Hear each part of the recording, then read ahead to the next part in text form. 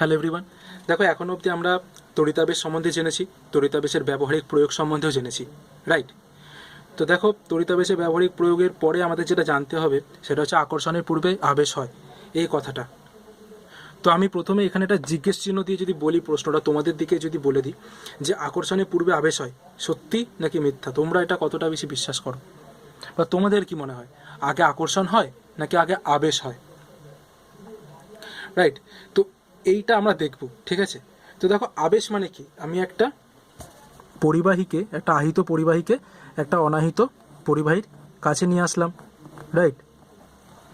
এই যে অনাহিত পরিবাহীর কাছে আনার সঙ্গে সঙ্গে সঙ্গে সঙ্গে কি এই বিসি পরিবাহীটা আগে আকর্ষিত হবে, তারপরে সেখানে আধান আহিত হবে, মানে নেগেটিভ তারপরে পজিটিভ, এরকম কিছু? তাহলে দেখো, এটা যদি হয়, এটাতে কিন্তু তাহলে তুমি কোনো ব্যাখ্যা পাবে না। কিন্তু এটাকে তুমি আগে বলো যে আগে আবেশ হয়, ঠিক আছে? কি হলো যে তুমি একটা আহিত পরিবাহীকে নিয়ে আসলে একটা পরিবাহীর কাছে, তাহলে ওই পরিবাহীতে কি হলো, আহিত পরিবাহীর যে আধানে আহিত তার ঠিক বিপরীতধর্মী আধান ওই পরিবাহীর নিকটতম প্রান্তে আবিষ্ট হলো।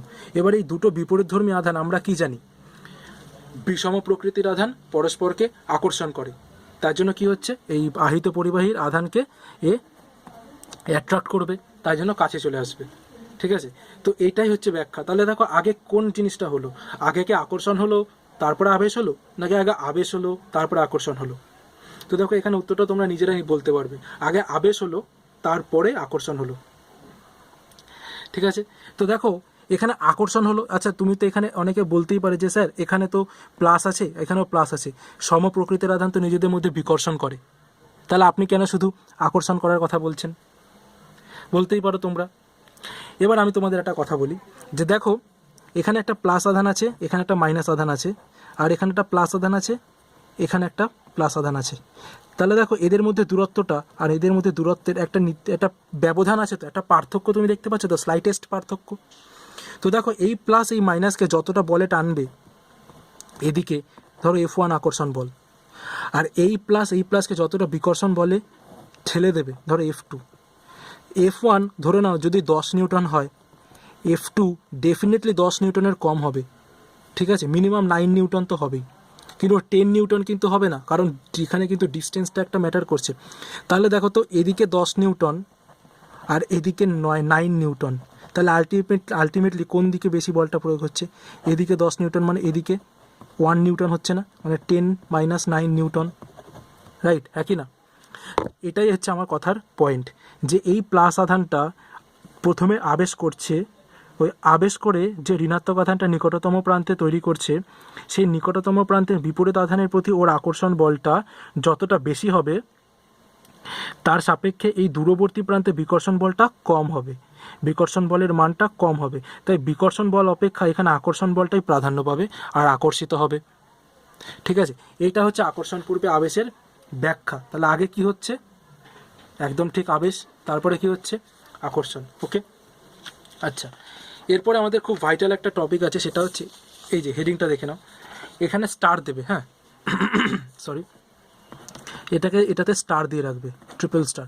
বলছে আহিত পরিবাহীর আধান সর্বদা পরিবাহীর বাইরের পৃষ্ঠে থাকে। এই কথাটা আমরা প্রমাণ করব, ঠিক আছে?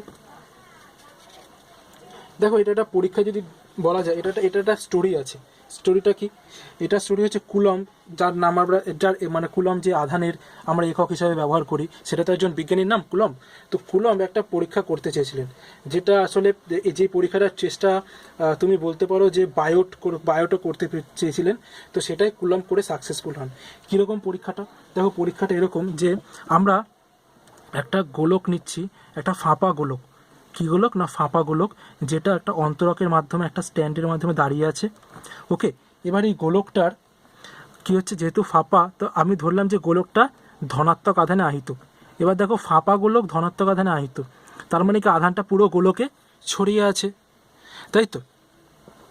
এবার তুমি কি করলে, আস্তে আস্তে এখান থেকে দুটো এই গোলককে যেন কভার করে দেয় সেরকম দুটো পাতলা ধাতব খোলক, ঠিক আছে, তুমি এরমভাবে ওই গোলকটাকে কভার করার জন্য এগিয়ে আনলে, এগিয়ে এনে এটাকে ক্লোজ করে দিলে, ঠিক আছে? ক্লোজ করে কিছুক্ষণ রেখে তারপরে আবার এটাকে প্রথমে আনলে, ঠিক আছে, এনে এটাকে বন্ধ করে দিলে, ক্লোজ করে দিলে, কিছুক্ষণ রাখলে, রাখার পরে আবার এটাকে সরিয়ে নিলে। যেই তুমি সরিয়ে নেবে দেখতে পাবে যে এই গোলকটা তখন আধান শূন্য হয়ে গেছে, সমস্ত ধনাত্মক আধানগুলো তখন এই কভার দুটোর ওপরে, এই কভার দুটোতে চলে এসছে। এই পরীক্ষা দিয়ে একটা জিনিসে তুমি সিদ্ধান্ত আসতে পারো যে যখন ধরো এর যে গোলকটা ছিল, এই যে গোলকটা আছে, আমি যখন এই হাত দিয়ে যখন এটাকে কভার করছি তখন এই গোলকের সমস্ত আধান এই আমার এই হাতের ওপর চলে এসছে, হাতের ওপর চলে আসলো। এবার যে আমি এটাকে যে আলগা করে নিলাম তখনই কি হলো, সমস্ত আধান এই হাতের উপরে চলে আসলো। এই গোলকটা আসলে কি হয়ে গেল, আধান শূন্য হয়ে গেল। বোঝাতে পারলাম? তো দেখো, এটাই হচ্ছে আহিত পরিবাহীর আধান যে সর্বদা পরিবাহীর বাইরের পৃষ্ঠে থাকে, তার একটা পরীক্ষা ছিল। ওকে, তো দেখো এটা হয় কেন, সবচেয়ে বড় কথা এটা হচ্ছে হয় কেন। তো এটাকে তুমি বলতে পারো যে এটা হওয়ার প্রধান কারণ হচ্ছে এই যে আধানগুলো আছে তাদের প্রকৃতি কী, সবাই সমান প্রকৃতির, সবাই ধনাত্মক আধান, তাই তো? এবার ধনাত্মক আধানের একটা সবচেয়ে বড় বৈশিষ্ট্য কী জানো তো, যে ধনাত্মক আধান বা সমপ্রকৃতির আধান নিজেদের মধ্যে বিকর্ষণ করে, সমপ্রকৃতির আধান নিজেদের মধ্যে বিকর্ষণ করে। এবার বিকর্ষণ করতে করতে ওরা দেখো যখন একমাত্র পৃষ্ঠে এসে পৌঁছায় তখনই ওদের মধ্যে দূরত্বটা ম্যাক্সিমাম হওয়ার সুযোগ পায়। মানে ধরো যদি কেন্দ্রে দুটো ধনাত্মক আধান আছে তাদের মধ্যে যত দূরত্ব থাকবে, পৃষ্ঠে দেখো দূরত্বটা বেশি হবে, তাই তো? তাহলে কি বললাম, যে যে কোনো আধান যখন একটা একটা যে কোনো ধাতুর পৃষ্ঠে চলে আসে তখন সমপ্রকৃতির আধানরা নিজেদের মধ্যে দূরত্বর বেশি পরিমাণে, বেশি সবচেয়ে ম্যাক্সিমাম দূরত্বে নিজেদের মধ্যে থাকতে পারে। ঠিক আছে, এই একটা কারণের জন্যই হচ্ছে আহিত পরিবাহীর আধান পরিবাহীর বাইরের পৃষ্ঠে সবসময় থাকে। ঠিক আছে, এটা একটা ব্যবহারিক প্রয়োগ বলো। এটা একটা ব্যবহারিক প্রয়োগ হচ্ছে, তুমি দেখবে ম্যাক্সিমাম যে কেবলগুলো হয়, তুমি যদি একটু বড় বড় কোনো কী বলবো বড় বড় হাই টেনশনের কেবল দেখো, সেগুলো ফাঁপা হয়, মানে বড় বড় মোটা পরিবাহী সেগুলো ফাঁপা হয়, আদতে ফাঁপা হয়, সলিড হওয়ার কোনো চান্সই নেই। সলিড হয়ে কী হবে, বেকার ধাতু নষ্ট হবে, তাই না? যদি সলিড হয় উল্টে আরও খরচ হবে, মানে খরচ হয়ে যাবে, ধাতুটা আরও নষ্ট হয়ে যাবে, হিটে ওটা গলে যাবে। ঠিক আছে, তো তুমি যদি ফাঁপা ধাতু নাও আর সলিড ধাতু নাও, তুমি এটা মনে করো না আমি এখানে ফাঁপা গোলক নিয়েছিলাম বলে আধানগুলো ওপরে ছিল, আমি যদি এখানে সলিড গোলকও নিতাম, ঠিক আছে, আমি যদি এখানে সলিডগুলোকে নিতাম তাহলেও আধানগুলো ওপরেই থাকতো, ঠিক আছে, মানে পৃষ্ঠেই থাকতো। বুঝতে পারলাম? তো এটা হচ্ছে মোদ্দা কথা, যে কেন পৃষ্ঠে থাকছে, সমপ্রকৃতির আধান নিজেদেরকে বিকর্ষণ করছে, করে একমাত্র পৃষ্ঠেই তারা সবচেয়ে বেশি দূরত্বে অবস্থান করতে পারে, এই কারণে তারা পৃষ্ঠে চলে আসে। ওকে, তো তা বলে কি কখনো ফাঁপা গোলকের ভেতরে কখনো কোনো আধান থাকতে পারে না? থাকতে পারে। কোন কন্ডিশনে থাকতে পারে? এটা হচ্ছে আমাদের একটা ধাঁধা। ঠিক আছে, তা দেখো আমি বলছি। ধরো একটা গলীয় খোলক আছে, ঠিক আছে, ধাতব খোলক। আমি এখান থেকে একটা ফুটো করলাম, ফুটো করে একটা অন্তরক দিয়ে একটা পরিবাহী তারকে বের করে আনলাম। বের করে এনে আমি ভেতরে একটা আহিত পরিবাহী রয়েছে, এটা ধরো একটা গোলক। এই গোলকটা ধরো ধনাত্মক আধানে আহিত। কী আধানে আহিত? ধনাত্মক আধানে আহিত।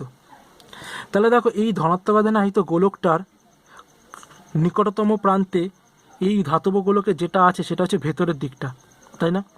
তাহলে ভেতরের দিকে কোন আধানে আহিত হবে বলো দেখি?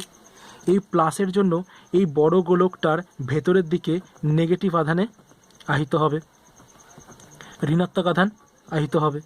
আর বাইরের দিকে বলো পজিটিভ আধান আহিত হবে, তাই তো? বাইরের দিকে পজিটিভ আধান আহিত হবে। এবার দেখো আমি যখন এটাকে আর্থ করে দিচ্ছি বা ভেতরে, ঠিক আছে, বা আমি যখন বাইরের এটাকে আর্থ করে দেবো, আচ্ছা ভেতরে এটা আর্থ হবে না, একদম সরি, এটা হচ্ছে স্ট্যান্ড, ধরে নাও এটা স্ট্যান্ড, ঠিক আছে। এই স্ট্যান্ডের মাধ্যমে কি হচ্ছে, আমি ভুল বলেছিলাম, সরি, প্রথমে এটা হচ্ছে স্ট্যান্ডের এই স্ট্যান্ডটা দ্বারা এই ভেতরে আহিত গোলকটাকে, ছোট গোলকটাকে এখানে রাখা হচ্ছে, এটা কিন্তু রেখে দিতেই হবে, ঠিক আছে। এবার আমি বাইরের এই গোলকটাকে, এই বাইরের পৃষ্ঠটাকে নিয়ে আমি এবার আর্থ করে দেবো, বাইরের পৃষ্ঠটাকে নিয়ে আর্থ করে দেবো। তাহলে দেখো সব ধনাত্মক আধানগুলো কী হবে, আর্থে চলে আসবে, ঠিক আছে, সব ধনাত্মক আধানগুলো আর্থে চলে আসবে। এবার তুমি যদি এটাকে যদি আর্থ করে দাও তাহলে কিন্তু এটা আধান শূন্য হয়ে যাবে, কিন্তু দেখো এই ভেতরের ঋণাত্মক আধানটা কিন্তু থেকে যাবে, তখন কিন্তু গোলকের ভেতরে ভেতরের গোলকে তখন শুধু ঋণাত্মক আধানই থাকছে। তাহলে এই যে একটা প্রশ্ন ছিল যে আহিত পরিবাহীর আধান সর্বদাই কি পরিবাহীর বাইরের পৃষ্ঠে থাকে? না, এই ক্ষেত্রে কিন্তু নেই। কেন নেই? কারণ এক্ষেত্রে তড়িতাবেশটা পরিবাহীর ভেতরে ঘটানো হচ্ছে, ঠিক আছে, তার জন্য এটা কিন্তু আলাদা কেস, এটা কিন্তু এক্সেপশনাল, এটা ব্যতিক্রম কেস। এই জিনিসটা বুঝতে পারলে কি হলো, যদি না বুঝতে পারো তাহলে ভিডিওটা আবার রিপিট করে দেখো, দেখে ভালো মতো মন দিয়ে সব কটা কথা শোনো যে কী বললাম। ওকে, আচ্ছা, এটা ছিল তোমাদের আহিত পরিবাহীর আধান যে সর্বদা বাইরে পৃষ্ঠে থাকে, সেটা কেন হচ্ছে তার আমি ব্যাখ্যা করলাম, আর তার ব্যতিক্রমটা আমি বলে দিলাম। আই হোপ যে তোমরা বুঝতে পেরেছো। ঠিক আছে, আর দেখো এরপর আমাদের টপিক হচ্ছে তড়িৎ পর্দা। তড়িৎ পর্দা কনসেপ্টটা কি? দেখো তড়িৎ পর্দার কনসেপ্ট হচ্ছে কি, দেখবে এক প্রকারের রিস্ট ওয়াচ পাওয়া যায় যেটা বলে যে ইলেকট্রিক শক প্রুফ বলে না, তারপরে বলে যে ধরো যেমন ক্রোনোমিটার ঘড়ি যে বলে না, যে এই যে রোলেক্স বা যে দামি দামি সব সিগমা এরকম যে রিস্ট ওয়াচগুলো আছে, তারা নিজেদের ব্র্যান্ডকে এরকমভাবে প্রমোট করে যে তারা বলে তারা তাদের শক প্রুফ, তারা ম্যাগনেটিক ওয়েভ প্রুফ। তো এই যে বলে, এই দাবিগুলো রাখার কারণ কি?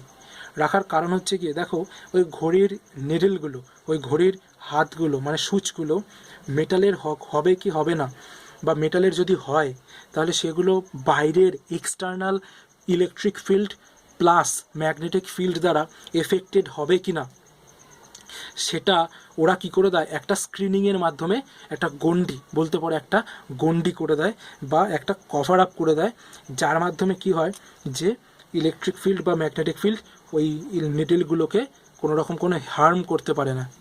ঠিক আছে, এই জিনিসটাকে আমি একটু জিনিসটা একে বোঝাই। ধরো তুমি এখানে দাঁড়িয়ে আছো, এবার ধরো এখানে তুমি ধরো এমনি অনেক ভিড়ের মধ্যে এখানে তুমি দাঁড়িয়ে আছো, এবার ভিড় আসছে, তুমি ধাক্কা লাগছে, তুমি সরে যাচ্ছ, তাহলে তুমি তোমার পজিশান থেকে সরে যাচ্ছ। ঠিক আছে, এবার ধরো তোমার সামনে ধরো তোমার দুজন বন্ধু আছে, ঠিক আছে, তোমার বন্ধু আছে, তারা বডিগার্ডের কাজ করছে, তোমাকে এগিয়ে যেতে সাহায্য করছে।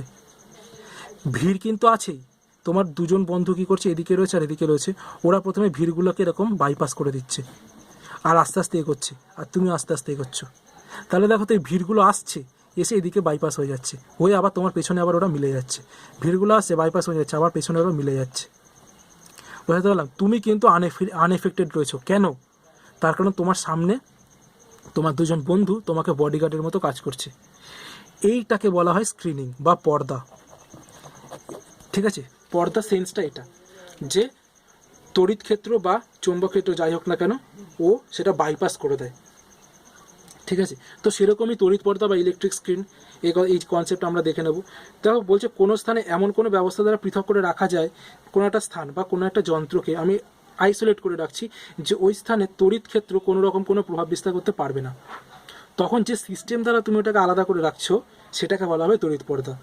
ঠিক আছে, ওকে। এবার ধরো তড়িৎ পর্দা কী বলতে পারি, ধরো এটা হচ্ছে স্বর্ণপট্ট তড়িৎবীক্ষণ একটা।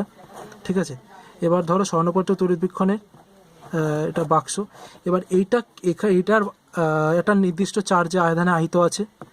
এবার আমি যদি একটা আহিত পরিবাহীর সামনে ধরো ভুল করে নিয়ে চলে আসলাম, এক্সপেরিমেন্ট করতে করতে ল্যাবে কোনো একটা স্টুডেন্ট, ধরো তোমাদের কোনো বন্ধু ভুল করে নিয়ে চলে আসলো, তাহলে কিন্তু এই চার্জটা কিন্তু টোটালি ডিফেক্ট হয়ে যেতে পারে। মানে একটা তুমি এত কষ্ট করে একটা স্বর্ণপট্ট তড়িৎবীক্ষণকে চার্জ করলে, এমনিতেও চার্জ হতে সময় লাগে, অনেক সময় লাগে, কারণ এটা ইলেকট্রোস্ট্যাটিক, আস্তে আস্তে চার্জ হয়, তাই তো? তো ধরো তুমি তোমার কোনো বন্ধু ভুল করে এটা নিয়ে আসলো, আর তোমার এক্সপেরিমেন্ট তুমি করছিলে সেটা পুরো ভেস্তে গেল, তখন কিন্তু আফসোসের আর শেষ থাকবে না, তাই তো? তো সেটার থেকে রক্ষা করার জন্য কি হচ্ছে, তুমি যখনই অন্য কোথাও অন্যমনস্ক হচ্ছ, তখনই তুমি কী করলে, এখানে একটা মেটালের একটা স্ক্রিনিং দিয়ে দিলে। এই মেটালের স্ক্রিনিং কী করছে, ঠিক আছে, একটা জাল দিয়ে দিলে কী হচ্ছে, ও ধনাত্মক আধান আহিত হলে ও সবকটা তুমি যে তড়িতাবেশ যদি ঘটার থাকে তাহলে এই স্ক্রিনে ঘটবে। ঠিক আছে, এই ভেতরে যেটা রয়েছে সেখানে কোনো তড়িতাবেশ ঘটবে না। এর ফলে কী হবে, তোমার এক্সপেরিমেন্টটা কী হবে বলো, প্রোটেক্টেড থাকবে, রাইট? তো এইটাই হচ্ছে তোমার ইলেকট্রিক স্ক্রিনিং, যেটা আমি বলতে চাইছিলাম। ওকে, আচ্ছা, এটা হচ্ছে তড়িৎ পর্দা। আই হোপ যে তোমরা এত দূর অবধি বুঝেছো এই দুটো কনসেপ্ট। ঠিক আছে, এর পরের বাকি আর দুটো কনসেপ্ট রয়েছে, সেটা আমরা পরের ভিডিওতে দেখে নেব। ওকে, ঠিক আছে, চলো টাটা।